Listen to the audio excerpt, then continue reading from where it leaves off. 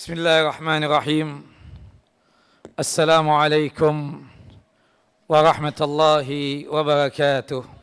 Innal hamdalillah nahmaduhu wa nasta'inu wa nastaghfiruh wa na'udzu billahi min syururi anfusina wa min sayyiati a'malina. May yahdihillahu fala mudilla lahu wa may yudlil fala hadiya lahu. Asyhadu an la ilaha illallah wahdahu la syarika lah wa asyhadu anna Muhammadan abduhu wa rasuluh. Wa laqad qala Allah ta'ala fil Qur'anil 'azim, ya ayyuhalladzina amanu taqullaha haqqa tuqatih wa la tamutunna illa wa antum muslimun. Wa qala an-nabiy sallallahu alaihi wasallam min hadisi Abu Hurairah radhiyallahu an, kullu ummati yadkhuluna al-jannah illa man aba. Qalu ya Rasulullah wa man ya'ba? Qala Rasulullah sallallahu alaihi wasallam, man ata'ani dakhala al-jannah wa man asani faqad aba. Amma ba'd, fa inna asdaqal hadits kitabullah wa khairal huda huda Muhammad sallallahu alaihi wasallam wa syarrul umuri muhdatsatuha wa kullu muhdatsatin bid'ah wa kullu bid'atin dhalalah wa kullu dhalalatin finnar. Jamaah yang dimuliakan oleh Allah Jalla wa Ala, Majlis Ta'lim Masjid As-Salam yang sedalam lindungan dan penjagaan Allah Jalla Jalaluh. Alhamdulillah, kita sudah masuk di malam 22 Ramadan. Artinya tinggal hitungan beberapa hari lagi Ramadan akan meninggalkan kita, pergi di hadapan kita. Ramadan pastinya kembali, tapi kita apakah masih ada kesempatan untuk berjumpa dengan Ramadan tersebut? Wallahu a'lam. Hanya Allah Jalla wa Ala yang maha mengetahuinya. Tapi doa kita dan harapan kita kepada Allah Jalla wa Ala, semoga Allah Jalla wa Ala masih mempertemukan kita dengan Ramadan tahun depan 1446 Hijriyah. Maka oleh sebab itu di 10 malam yang terakhir ini, selain kita membaca doa Allahumma innaka afuun karim tuhibbul afwa fa'fu anni, yang sering kita baca juga adalah Allahumma sallimna ila Ramadan wa sallim lana Ramadan wa tasallamu minna mutaqabbalan. Ya Allah, antarkanlah kami untuk berjumpa dengan Ramadan tahun depan. Ya Allah, jumpakanlah Ramadan tahun depan kepada kami dan terimalah seluruh amal ibadah yang kami kerjakan di Ramadan tahun ini. Jamaah yang dimuliakan oleh Allah Jalla wa Ala, yang terlupakan oleh kita ya di 10 malam yang terakhir ini kan kita beramal, kita beribadah, Masya Allah, tabarakallah. Tapi pesan khusus ya yang kita selalu diingatkan oleh Allah dan Rasulnya, baik dari Al-Quran ataupun sunnah Nabi SAW, adalah berkaitan tentang masalah ittiba. Insya Allah untuk ikhlas. Tapi pertanyaannya, amalan kita ini sesuai enggak dengan tuntunan dan ajaran Nabi SAW? Maka pentingnya kita ini menguatkan ittibanya kita kepada Nabi kita Muhammad SAW. Makanya disebutkan di dalam firman Allah Jalla wa Ala dalam surah Ali Imran, surah yang ketiga ayat 31, Allah Jalla wa Ala mengatakan, qul in kuntum tuhibbunallaha fattabi'uni yuhibbukum Allah wa yaghfir lakum dhunubakum wallahu ghafurur rahim. Katakanlah ya Muhammad kepada mereka yang mengaku cinta kepada Allah Jalla wa Ala, sesungguhnya kecintaan mereka itu baru benar kepada Allah Jalla wa Ala jika mereka itu sanggup untuk mengikuti Nabi kita Muhammad SAW. Sanggup untuk melaksanakan ajaran Nabi SAW. Ketika kita sanggup untuk mentaati Nabi Muhammad, sanggup untuk mengikuti ajaran Nabi Muhammad SAW, maka pada saat itu ya Allah Jalla wa Ala akan memberikan cintanya kepada kita. Yuhibbukum Allah. Tidak hanya sekedar kecintaan yang kita dapatkan pada saat kita itu sanggup untuk mentaati Rasulullah SAW, sanggup untuk mengikuti ajaran Rasulullah SAW. Tapi dipastikan, yaghfir lakum dzunubakum. Allah Jalla wa'ala mengampuni dosa-dosa kita. Artinya, selama Ramadan ini kita berpuasanya sesuai dengan tuntunan dan ajaran Nabi SAW. Ikhlasnya insya Allah. Ya. Kemudian kita tambah dengan mengikuti dan mencontoh Nabi dalam masalah berpuasa. Qiyamul lailnya atau tarawih ini. Kita betul-betul sesuai dengan tuntunan dan ajaran Nabi SAW. Termasuk amalan-amalan yang lain. Maka dipastikan dua kebaikan yang kita dapatkan. Yang pertama dicintai oleh Allah Jalla wa'ala. Dan yang kedua dipastikan dosa-dosa kita diampuni oleh Allah Jalla Jalaluh. Lebih daripada itu, Nabi kita Muhammad SAW mengatakan dalam satu hadis yang sahih. Hadis dari Abu Hurairah radhiyallahu an dan dikuatkan di dalam hadis Anas bin Malik radhiyallahu an. Kullu ummati yadkhulunal jannah. Setiap umatku, siapapun dia, laki ataupun perempuan, itu pasti masuk surga. Pasti masuk jannah. Illa man aba. Kecuali orang yang menolak masuk surga. Kecuali orang yang enggan untuk masuk surga. Para sahabat ridwanullah ajma'in bertanya, ya Rasulullah, wa man ya'ba? Wahai Rasulullah, apa ada manusia yang enggan untuk masuk surga? Apa ada manusia yang menolak untuk masuk surga? Faqala Rasulullah SAW, man ata'ani dakhalal jannah wa man asani faqad aba. Yang sanggup taat kepadaku, segala perintahnya Rasulullah dia laksanakan, segala larangannya Rasulullah SAW dia tinggalkan, berarti dia tersebut ya siap untuk masuk ke dalam jannah dan surganya Allah Jalla wa'ala. Tapi sebaliknya, ketika perintahnya Allah Jalla wa'ala, ketika perintahnya Rasulullah SAW tersebut tidak pernah dia mau laksanakan, larangannya Rasulullah SAW malah dilanggar, berarti sama saja dia tersebut menolak dan enggan untuk masuk ke dalam jannah dan surganya Allah Jalla Jalaluh. Kenapa sih kita harus ikut sunnah? Kenapa harus mengikuti ajaran Rasulullah SAW? Ingat jamaah yang dimuliakan oleh Allah Jalla wa'ala. Amal ibadah kita ini baru bisa diterima oleh Allah Jalla wa'ala ketika terbangun di atas dua I. I yang pertama ikhlas, I yang kedua ittiba. Ikhlas itu untuk Allah Jalla wa'ala, lillahi ta'ala. Wa ma umiru illa liya'budullah mukhlishina lahuddina hunafa. Inna salati wa nusuki wa mahyaya wa mati lillahi rabbil alamin. La syarika la wa bidzalika umirtu wa ana awal muslimin. Itu pengakuan kita. Ibadah ini, amalan ini untuk Allah Jalla wa'ala. Tapi yang kadang terlupakan oleh kita itu berkaitan tentang ittiba. Kita enggak pernah mau muhasabah. Mau melihat lagi amalan yang sudah kita kerjakan ini. Apakah sesuai dengan tuntunan Nabi ataukah tidak? Banyak di antara kita tidak memperdulikan hal yang demikian. Padahal Allah Jalla wa'ala baru bisa menerima amal ibadah kita ketika kita ikhlas dan ketika beramal tersebut sesuai dengan tuntunan dan ajaran Nabi SAW. Dua syarat ini Allah Jalla wa'ala jelaskan di dalam surah Al-Kahfi, surah yang ke-18, ayat yang terakhir, ayat 110. Faman kana yarju liqa'a rabbih falya'mal amalan salihah wala yusyrik bi'ibadati rabbih ahada.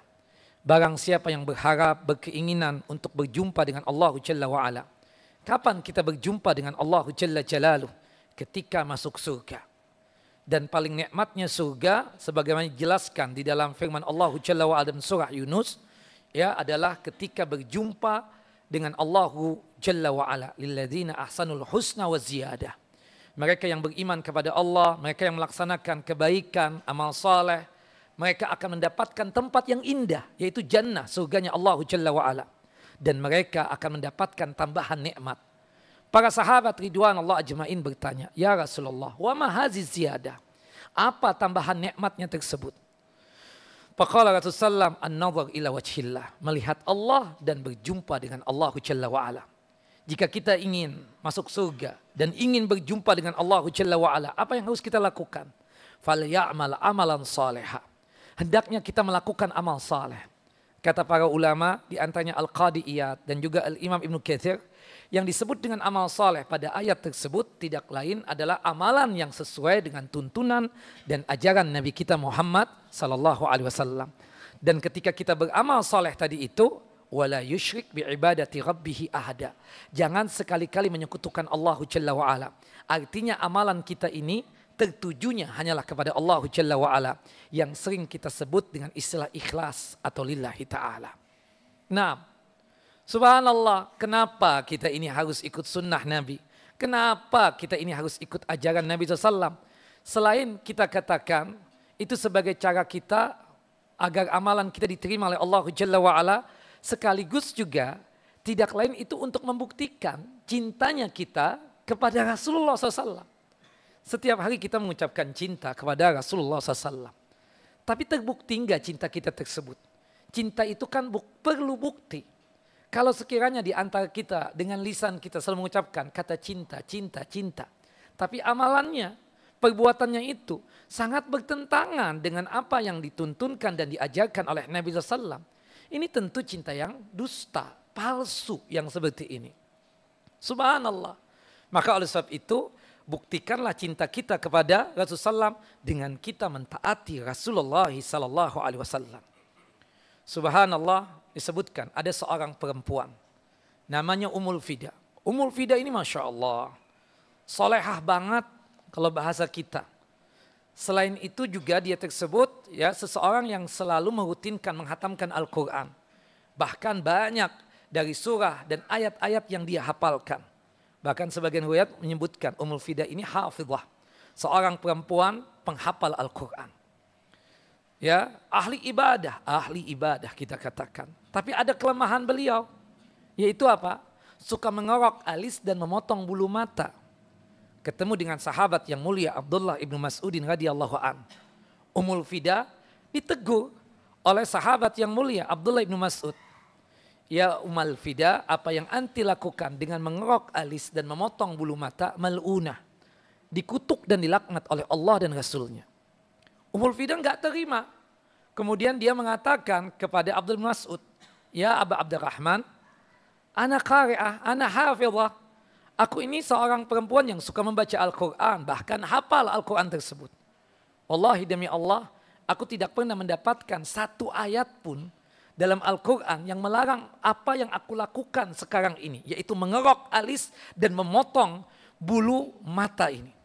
Hadits dalil, tolong terangkan kepadaku, berikan dalilnya, di mana ayatnya, di surah apa? Subhanallah, kata Abdullah ibn Mas'udin radhiyallahu an, ada dalam Al-Quran, termaktub dalam surah Al-Asyr ayat yang ke-7. Wa ma ataakumur rasul fakhudhuh wa ma nahakum anhu fantahu. Apapun yang datang dari Rasulullah SAW, ambillah. Apapun yang diperintahkan oleh Nabi SAW, laksanakanlah. Dan apapun yang dilarang oleh Nabi SAW, tinggalkanlah. Wallahi demi Allah, kata Abdullah bin Mas'ud, termasuk yang dilarang oleh Nabi kita Muhammad SAW adalah mengorok alis dan memotong bulu mata. Seketika Ummul Fida mengatakan, tubtu ilallah, aku bertaubat kepada Allah Jalla wa'ala, dikarenakan khilafnya aku melanggar ya larangan Rasulullah SAW dengan mengorok alis dan memotong bulu mata. Subhanallah. Kenapa kita harus mengikuti sunnah Nabi SAW dalam setiap beramal? Selain tadi ada rasa cinta kepada Rasulullah SAW dan sekaligus juga sebagai penentu syarat diterimanya amalan kita. Tidak lain untuk membuktikan bahwasannya kita ini memang betul-betul umat Nabi Muhammad SAW. Yang konsekuensinya adalah mentaati beliau. Yang konsekuensinya itu membenarkan apapun infonya datangnya dari Rasulullah SAW. Kemudian konsekuensinya itu berhukum dengan hukumnya Nabi Muhammad SAW. Dan konsekuensinya itu adalah beribadah sesuai dengan apa yang diajarkan oleh Nabi kita Muhammad SAW. Itu konsekuensi dari ucapan kita. Wa ashhadu anna Muhammadan abdu wa rasuluh. Aku bersaksi bahwasanya Muhammad bin Abdullah adalah hamba Allah dan utusan Allah Jalla wa'ala. Subhanallah. Ya, di zaman seorang tabi'in namanya Sa'id bin Musayyib. Sering juga disebut dengan Sa'id bin Musayyib. Kadang disebut Sa'id bin Musayyib, kadang juga disebut Sa'id bin Musayyib. Dua-duanya benar. Ada seseorang yang mampir ke masjid beliau.